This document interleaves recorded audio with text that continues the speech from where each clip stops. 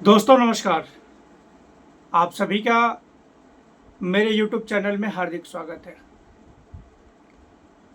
Corona काल में देश के प्रधानमंत्री मोदी जी ने एक शब्द का प्रयोग किया था, आपदा में अवसर तलाशना। लगता है कि उस शब्द को प्रधानमंत्री जी ने गठरी बांध करके अपनी जेब में रख लिया और जब जब देश में आपदा आती है तब तब प्रधानमंत्री जी अपने लिए उस आपदा में अवसर तलाशने का काम करना शुरू कर देते हैं। 22 अप्रैल को पहलगाम की जिस घटना ने हिंदुस्तान के घर घर को, हिंदुस्तान के लोगों को दहशत में डाल दिया, जिसने मानवता और इंसानियत को शर्मसार करने का काम किया, जिस घटना ने हिंदुस्तान के अंदर हिंदुस्तान के भाईचारे को खत्म करने की कोशिश की,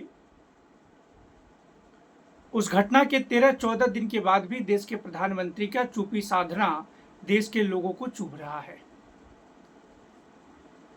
लेकिन इसी आपदा में मोदी जी ने अपने अवसर को तलाशते हुए एक शिगुफा छोड़ा, जिस शिगुफे का नाम है जातिगत जनगणना।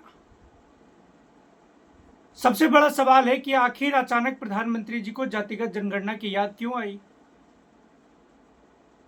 जिन लोगों ने मंडल कमीशन की सिफारिश के खिलाफ पूरे देश में कमंडल की राजनीति की हो, जिस प्रधानमंत्री जी ने सार्वजनिक मंच से कहा हो कि देश में केवल 4 जातियां हैं, युवा, किसान, गरीब और महिला, जिनके पार्टी के नेता और उत्तर प्रदेश के मुख्यमंत्री योगी जी कहते हो कि कायर लोग जाति की बात करते हैं, जिनके परिवहन मंत्री नितिन गडकरी जी कहते हो कि जो करेगा जात की बात उसे पड़ेगी लात।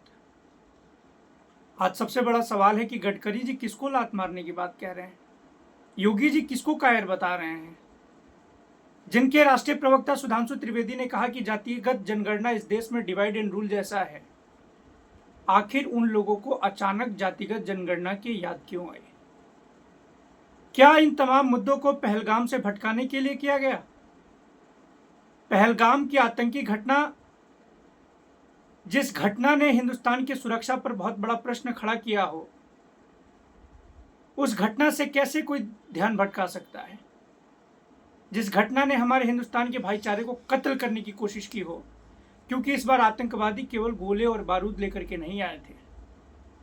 जब उन्होंने पहलगाम आतंकी हमले में लोगों से धर्म पूछ करके उनको मारने की कोशिश की, तो उन्होंने इस बार नफरत की गोले और बारूद चलाने का काम किया, क्योंकि पाकिस्तान को पता है कि वो प्रत्यक्ष तौर पर भारत से लड़ने में असमर्थ है, और जब वो प्रत्यक्ष तौर पर नहीं लड़ पा रहा है तब अप्रत्यक्ष तौर पर धार्मिक उन्माद फैलाने की कोशिश किया गया, क्योंकि पाकिस्तान को पता है कि हिंदुस्तान की सबसे बड़ी ताकत इस देश के लोगों की भाईचारा है, इस देश के लोगों की एकता है। अनेकता में एकता की प्रतीक हिंदुस्तान में किस तरीके से नफरत की गोले बारूद के साथ इस बार पाकिस्तान के आतंकवादी आए थे।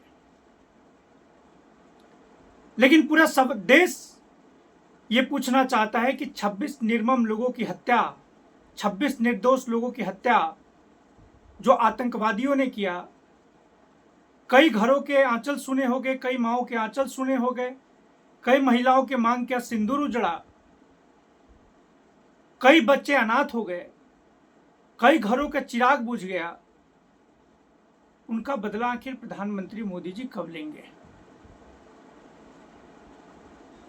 जिस वक्त पूरा हिंदुस्तान प्रधानमंत्री के साथ मजबूती के साथ खड़ा है और पूरे हिंदुस्तान की जनमानस की जनभावना यह कह रही है कि पाकिस्तान को उसकी भाषा में जवाब दिया जाए, पूरा विपक्ष, पूरा हिंदुस्तान मोदी जी के साथ खड़ा है, इसके बावजूद भी सरकार की चुप्पी क्यों है।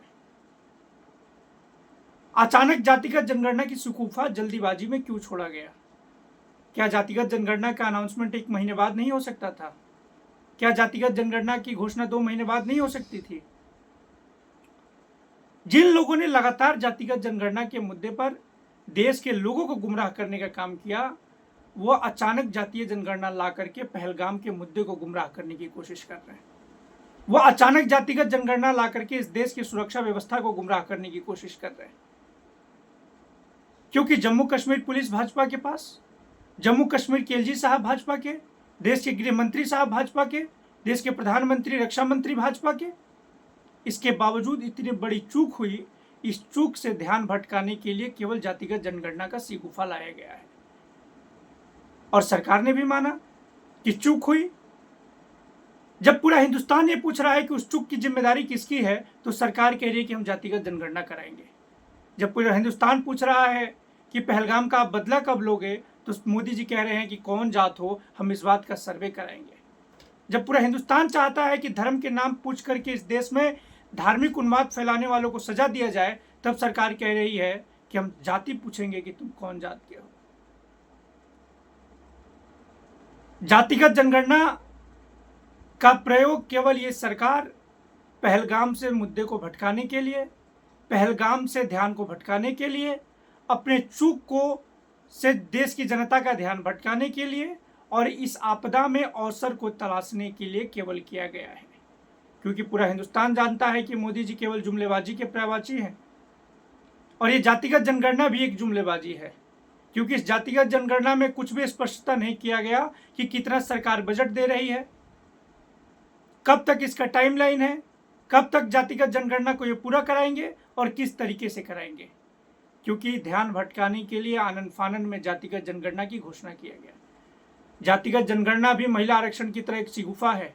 जातिगत जनगणना भी काला धन लाने के नाम पर एक सिगुफा है और ये जातिगत जनगणना केवल और केवल हिंदुस्तान के मुद्दों को भटकाने के लिए, पहलगाम के मुद्दों को भटकाने के लिए, सुरक्षा व्यवस्था के मुद्दों को भटकाने के लिए ये सरकार ने एक सिगुफा छोड़ा है।